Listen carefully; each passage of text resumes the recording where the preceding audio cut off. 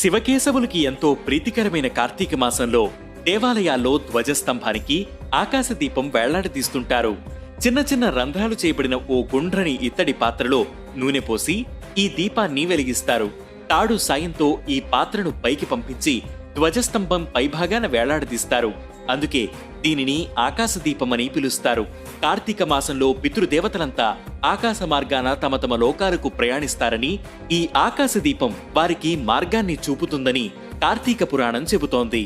శివకేశవుల తేజస్సుతో ఈ దీపం సమాజంలో అజ్ఞానపు చీకట్లను తొలగించి ప్రపంచానికి వెలుగునిస్తుందని నమ్ముతారు. ఆకాశదీపం వెలిగించిన, దీపంలో నూనె పోసిన, ఈ దీపాన్ని దర్శించుకుని నమస్కరించుకున్న పుణ్యప్రాప్తి కలుగుతుంది. మనలోని అవివేకాలు తొలగిపోతాయి. పితృదేవతలు కూడా సంతుష్టులవుతారని పండితులు చెబుతున్నారు. దేవాలయాల్లోనే కాకుండా ఇంట్లో కూడా ఆకాశదీపం వెలిగించవచ్చు. ఒక కర్రకు దీపాన్ని వేలాడదీసి దానికి పూజ చేసి శివకేశవులను స్మరించాలి.